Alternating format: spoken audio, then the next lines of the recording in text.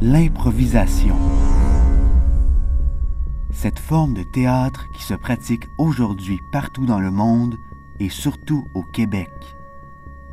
À Sherbrooke, par exemple, un réseau de ligues est présentement en pleine expansion. Mais ce réseau, à quoi peut-il bien ressembler et qu'offre-t-il? La première improvisation de ce match sera de nature mixte, de catégorie documentaire, d'une durée de 8 minutes et aura comme thème l'improvisation sherbrookoise. Au jeu!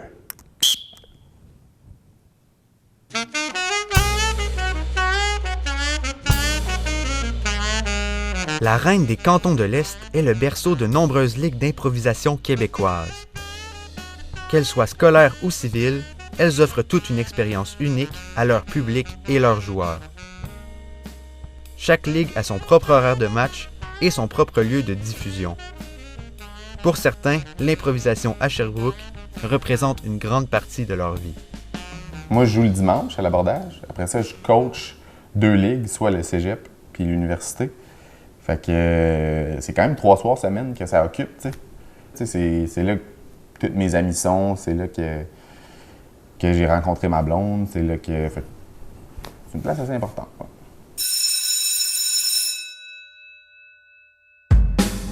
Pendant son parcours scolaire, un jeune a la chance de pouvoir jouer dans 3 ligues distinctes.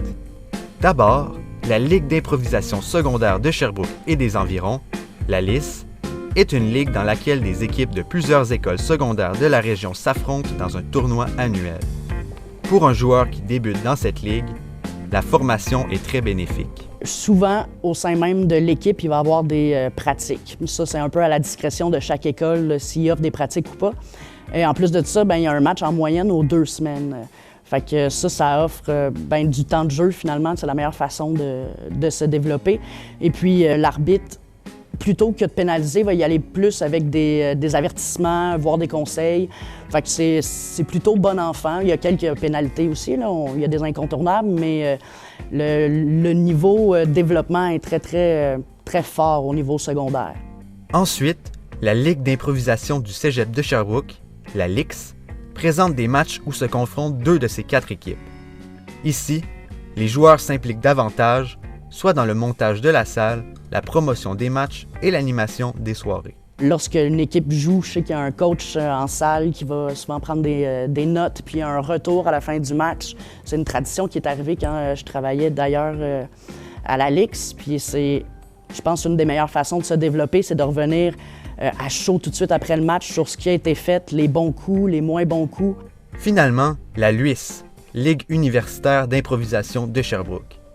Ici, les joueurs s'impliquent encore plus puisqu'ils forment un conseil administratif et gèrent donc eux-mêmes leurs horaires et financements.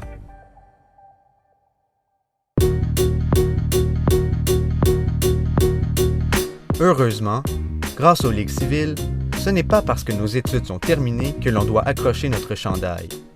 Les ligues civiles se tiennent la plupart du temps dans un bar et sont accessibles à tous, peu importe l'âge et l'expérience du joueur. À Sherbrooke, une variété de ce type de ligue et de troupes s'offre au public. On a l'abordage le dimanche soir, qui est une ligue d'impro qui existe depuis 27 ans, je pense, qui est assez rodée. Ensuite de ça, il y a le Shack. Depuis cette saison-ci, est au Haut-Chevreuil, sur la rue Wellington.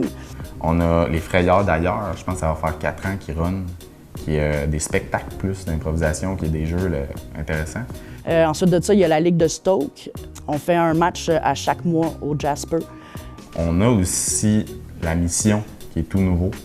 À cette liste, on peut aussi ajouter l'Abus, qui est présenté l'été, les lundis soirs au Loup-Bar. Mais parmi toute cette variété, impossible d'ignorer la notoriété d'une certaine ligue qui se démarque par son expérience et par le talent réputé de ses joueurs.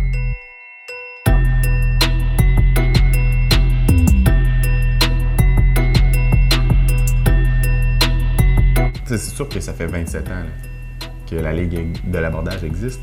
Fait qu'il y a un public qui est rendu relativement habitué. Une moyenne de 90 personnes par soir. Il y a des matchs spéciaux qu'on atteint les 125. Mais spécifiquement pour se distinguer, elle a de l'expérience puis elle est rendue avec un certain budget. On est rendu avec des lumières, un show de lumière qui n'a pas de bon sens. On a des micros sans fil, on a des musiciens à chaque soir. Fait que ça apparaît, là, ça fait gros du stock. On a un DJ et 2 animateurs qui sont rodés, des arbitres qui sont d'expérience aussi. En ayant tout ça, je pense que ça se démarque et ça te donne le goût d'aller voir c'est quoi.